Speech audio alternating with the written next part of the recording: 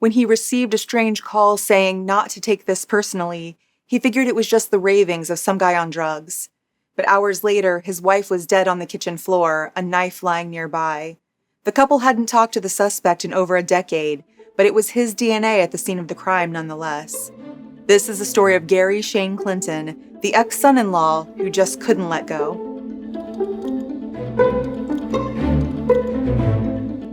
Hi friends, I'm Katie, and this is Katie Does Crime. Thank you for joining me for the first time if you're new here, and hello to the usual rapscallions and reprobates. Please consider subscribing or joining me on Patreon if you'd like to hear more true crime stories. On the morning of August 31st, 2018, Larry Rushing got a weird message on his phone. He couldn't exactly understand what the person was saying because they sounded either drunk or high, but he heard one thing clearly: don't take this personally. Larry didn't think much of it. But later that day, he called 911. It was 4:49 p.m., and he had come home to find his wife dead on the kitchen floor. Her name was Arlinda, but everyone called her Lynn. She was 75 years old, and it wasn't clear how she had died. And police calling this a suspicious death, but they're also telling people in that surrounding area they have nothing to fear. KTX's reporter Olivia DeVinti joins us now live from Pinehurst and Hoylake Drive with the latest. Olivia? Well, and Veronica, the forensics unit is now on scene. They have been waiting for a search warrant to get into the house. Abilene police have confirmed that 75-year-old Arlinda, also known as Lynn Rushing, is deceased. According to Police Chief Stan Stambridge, her husband Larry Rushing called police just before 5 this evening saying he found his wife dead. APD could not tell us if there were signs of foul play. As of now, police are ruling this as a suspicious death. Larry and Lynn were those so-called pillars of the community in Abilene, Texas. They'd owned as many as 5 clothing stores at a time in the area for over 40 years, but had closed their last store, Lynn's Sportswear, 4 years earlier. Lynn's daughter calls her the original badass because she woke up before 7 a.m. for work and returned home after 6 p.m. every day, and yet still somehow always managed to provide a home-cooked meal for the family. She was president of the women's club and was called an Abilene icon. Everyone knew her. Later, on the evening Lynn was found, police went into the Rushing home with a search warrant and a forensics team. They collected 52 pieces of evidence. Larry was being cooperative, but Lynn's death was still being called suspicious. There were no signs of a break-in at the home. A few days later, on September 4th, authorities were calling it a homicide, but now Lynn's husband was off the hook. They developed a different person of interest, and after interviewing this person, they arrested him. Investigators say they have now ruled her death a homicide and say they have a person of interest in that case. That person of interest has been arrested on unrelated charges. According to police, Lynn's husband, Larry, has been ruled out as a suspect. Detectives did tell KTAB News no signs of forced entry were present at the scene. Possible items of evidence have been sent to a lab for testing. An autopsy showed that Lynn had a laceration on her neck and stabs to her chest and arms. There were defensive wounds to her right hand and forearm. Her cause of death was confirmed to be sharp force trauma. Next to her body was what was being called a possible murder weapon. It would later be determined that Lynn probably ran through her house to the kitchen to get a knife to defend herself, and her attacker must have taken it away from her. As this murder weapon and the 52 other pieces of evidence were being processed, one of them led to probable cause and this person of interest. That strange phone call Larry had received suddenly seemed a little more important in light of the events, and investigators were able to trace the number on the caller ID. It led to Lynn's ex-son-in-law. He was already in trouble on the day of Lynn's murder for absolutely wrecking his apartment. Someone had called the police on him for burning clothes outside, but he was gone by the time they arrived on the scene. The cops also found that he had been burning things inside his home, along with punching holes in his windows. There was broken glass on the floor and forks and hangers stabbed in the walls. It seemed wildly suspicious that this just happened to be taking place on the same day Lynn was killed. When the cops took interest in this man for the second time that day, he was barefoot and confused in the driveway of a home a few miles away on Piccadilly Street. People had seen him driving around and parking in random driveways, and now his car was in the driveway across the street from the one he was sitting on. He couldn't recall why he was there, but he told the officers he was looking for love and had telepathic powers. But this was just minutes after Lynn's body had been found, and there was no reason to suspect him yet. He was allowed to get into his car and leave. One neighbor said the police told her that the man was probably just on drugs.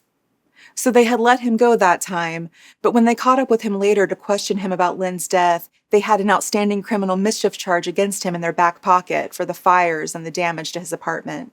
They were able to arrest and hold him on that while they waited for the murder evidence to be processed.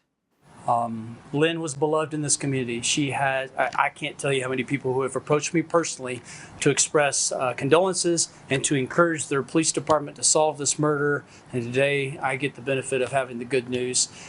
We have arrested the person that we believe committed this murder. And with that, we get you right to breaking news tonight. A suspect has been charged in the death of Abilene resident, 75-year-old Arlinda Lynn Rushing. Her former son-in-law, 50-year-old Gary Shane Clinton, has formally been charged with her murder. Earlier this month, Abilene police named him as a suspect in this case, but say they were waiting on DNA evidence as well as witnesses to come forward. On September 18, 2018, 50-year-old Gary Shane Clinton was charged with first-degree felony murder in connection with Lynn's death. He was already in jail for damaging his apartment, and now he had a $400,000 bond for murder. He also had 41 other arrests on his record and a quote-unquote troubled history with the Rushing family. He'd been married to Lynn and Larry's daughter, but the two had divorced in 1994. The daughter had filed a restraining order against Gary in 1998. After the divorce, the Rushing family suspected that he was the person sneaking into their homes and stealing things, breaking their family photos on his way out. But since then, they hadn't had any sort of contact with Gary. It'd been more than 10 years since they'd even seen him. It would be so weird if he suddenly came after one of them. The ridiculous thing is that during questioning, Gary said he didn't know Lynn, his former mother-in-law. Way to not look suspicious, Gary. The day after Gary was charged, the Rushing family released a statement that read, "On Friday, August 31st at about 7:30 p.m., we learned about the death of our mother, Lynn Rushing, through a phone call from detectives with the Abilene Police Department. This is a day our family, friends, and our community lost a beloved member of the community. The trial for the man accused of her murder will be a difficult one for the family. We want to stress that Lynn was murdered, taken from those who loved her, relied on her, and those who were her friends. She was taken in a most heinous way, and we wish the media and the public to be sympathetic to our family. She was murdered by a man with a lengthy criminal record, which includes 41 arrests. This should be a concern for our community. The family is refusing to use his name and instead focus on our beloved family member, Lynn Rushing, and the legacy she leaves behind.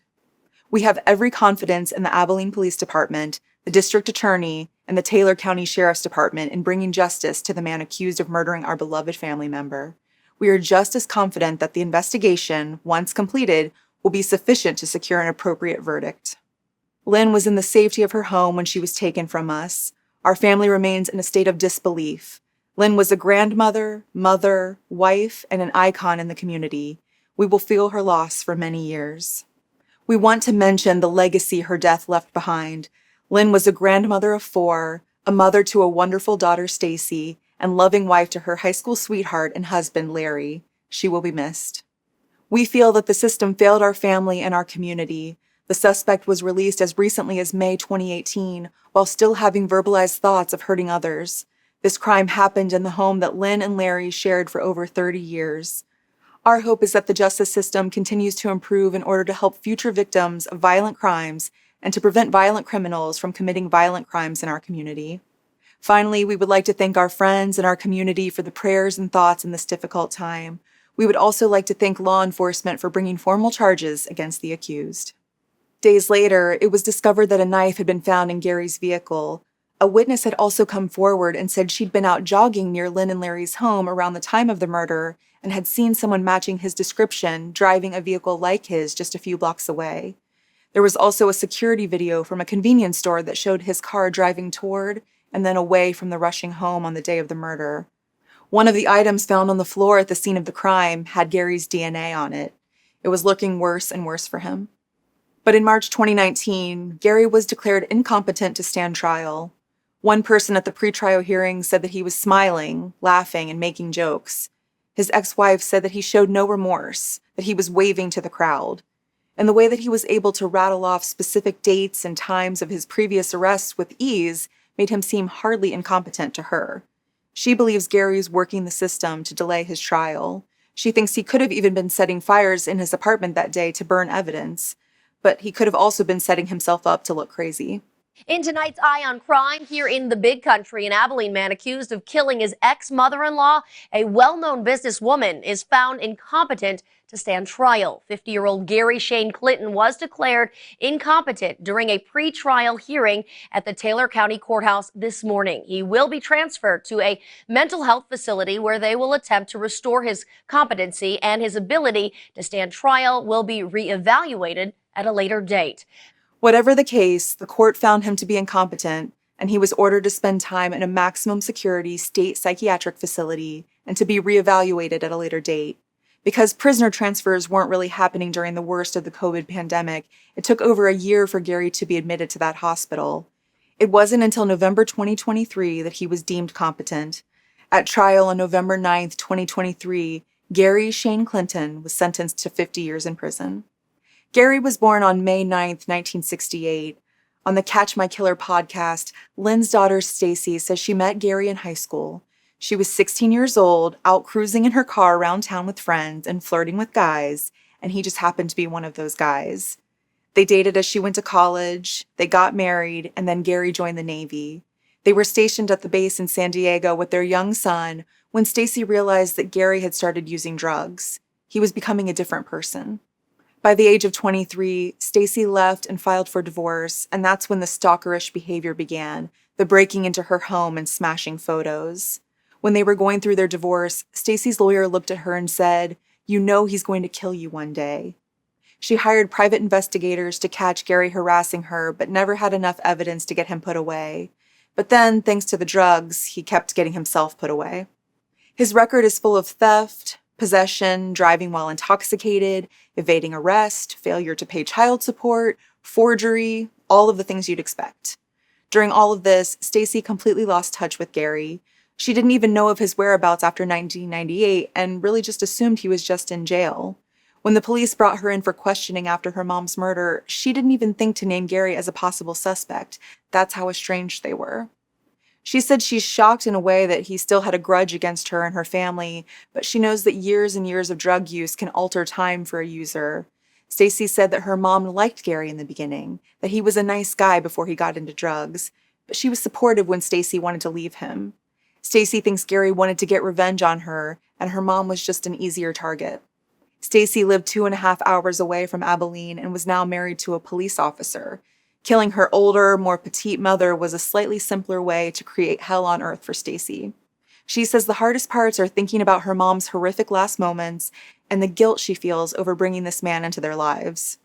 The worst part for me is that in May 2018, Gary had been committed to a mental institution after saying that he wanted to kill himself and everyone. They knew what was going on in his head, and yet he was out in society. Arlinda Beth Lynn Rushing was born on April 4th, 1943 in Ranger, Texas. She graduated from Abilene High School with her future husband, Larry, and went on to get her degree from McMurray University and became a teacher. And although she loved that work, she wanted to be a businesswoman. She started her sportswear store in 1970. Customers said that she always made them feel welcome, and employees said she was a good woman to work for, a grand and classy lady. Her family asked that donations be made to the Society for the Prevention of Cruelty to Animals and the Blue Family Fund, which raises money for the families of first responders. So you know what kind of woman she was. Lynn's daughter said, "There is a huge hole in my heart. I miss you, Mom. I'm forever grateful that I got you for a mom. You made me the person I am today." Her son-in-law said, "Lynn was truly the mother everybody liked, the friend everybody wanted, and the counselor so many needed. It's just so sad that more couldn't have been done to protect her." As always, please let me know what you think about this case, and of course, this guy's mugshots in the comments. Thank you for tuning in today. I'm just a true crime fan like you are, and I really appreciate you taking a chance on me. Please like and subscribe to my channel if you liked spending this time together. I would be so appreciative. Until next time, I'm Katie, and this has been Katie Does Crime.